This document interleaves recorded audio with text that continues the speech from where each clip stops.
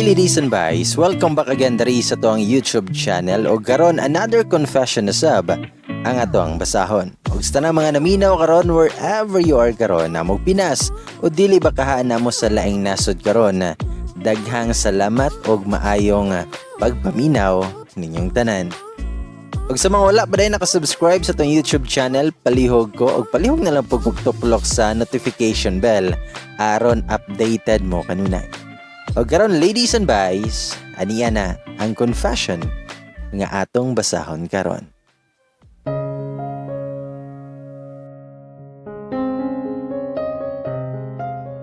Hi bye og sa tanang mga naminaw karon. Itago lang ko sa pangalan nga S. Years ago, I was 18 years old that time. Na may banding sa kong mga barkada nga sagol bae og laki. Nagkasinabot mi nga mga ligo sa dagat. Kay lagi, magbarkada, nagtagay-tagay mi adto, hangtod sa nagabii. Unya, nay usa ka kauban namo nga bae. Siya ang pinakabata. Mga 16 pa man ata iyang edad ato. Tawag lang siya sa pangalan nga Inday. Kini si Inday kay itumon nga bae, taas og ilong, lawom og mata nga dakog eyeball. Putot pa jud, mura gani siya manika nga sunog. Kini daw siya kay crush ko, mo nang sigig sungog-sungog sa amoang mga barkada.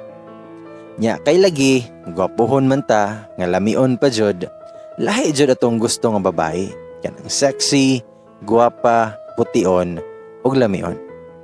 Ana biya atong ideal girl kasagaran, di ba? Anya siya, gapuyo ra siya nga mura gikilig. Ako, kay giluod. Nya kay nangahubog naman ligi, ambot, unsay akong giinom, nga ako ang gihalukan og kalit si Inday. As in, dili lang jud siya kisa, gitsula jud nako og taman. Gikan sa lips, hangtod sa liog. Pero, diha rapod ko to. Pagilok-gilok lang. Kay virgin pa ko ato. Pagkaugma, pagmata nako, nagsakit akong ulo. Unya ni gawas kog balay. Nakita po nako si Inday nga mao po'y paggawas silahang balay. Kay lagi, silingan rami. Pagkita nako siya ha, murag nag-flashback ang tanan. Nakaingon jud kog yaks. Gilantaw nako ihang liog, pastilang ito maraba.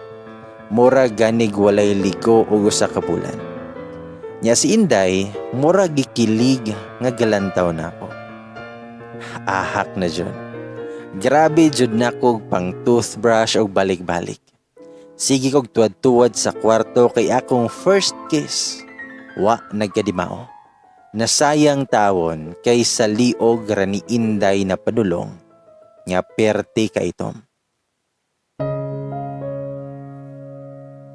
Sumoto, nga balik na ko atog Cebu, kay eskwela na sab, og mag-move on ko sa akong first kiss.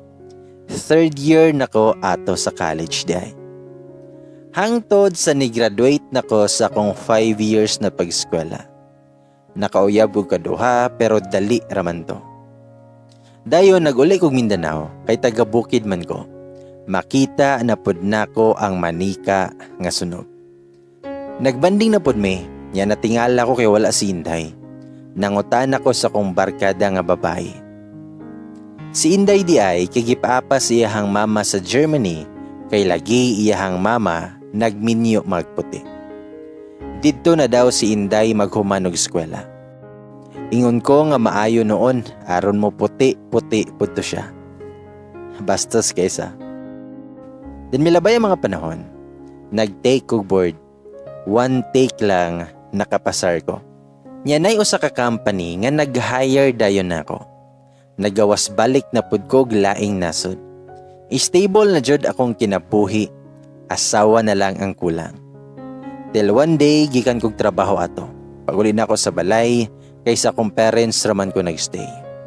Daan pa sa una, arangan jud mi. Pareho nga professor na akong parents. Then ako'y tulo ka maguwang nga nahuman na sa eskwela. Nya ako ang kinamanghuran. Sa balikta, moto nga pag-uli na ako natingala ko nga nung daghan kaayon tawo sa balay ni Inday. Wala rapod ko, pero naa sa akong mind nga naana ka siya. Mulabay noon ta ko, nya kalit lang nga naiming tawag sa ko. Familiar kayong boses. Ingon siya, "Engineer." Hinay-hinay kog lingi kay murag kaila jud ko ato nga boses. Pagkakita jud nako, mura jud kog nakakita og manika nga gabarog og ni smile. Hastang puti pa jud. Niduol ko. Niingon ko nga, "Ikaw man day na, Inday." Grabe haglugod sa. Then maingon siya, "Dili oy, ako tong manika nga sunog. Kadumdum ka?"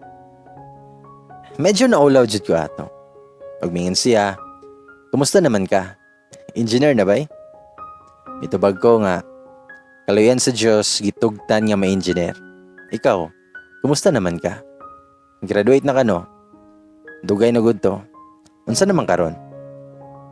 Mitubag siya, "Parehas sa imo ha. Gikaluyan pod, madoktora na." Grabe no. Wala man lang mahibali ang panahon nga si Inday nga yagit karon kay lupigan pang artista. Sa moto, nga nanguyab ko niyag taman. Pa-hard to get pod ning sunugan ni. Salig kay nakiskisa na. Pagaigahi pod. Dugay kay ko niyag gisugot tawon. Nagbalik-balik na siya Germany. Ug siyang pagbalik didto, nahimugso ang tanan. Iyahan akong gisugot sa way pagtulo-tulo. Dito na ako nahibalaan nga wala day siya maguyab-uyab after atong gikisan nako siya. Kay lagi, gusto siya nga ako rayahang first ug last kiss. Pastilan, worth it di ay kaayo ako ang first kiss. Hangtod sa niatubang na dyan mig altar. O karon, naa na may duha ka anak. Sunog o hilaw. Ladies and boys, mao na ang story ni S o ni Inday. Gibinuangan na rin niya sa una, karon ka forever na niya. Di ba? Wata kabalo. Kanang gabinuang niyo karon manay ma forever niya.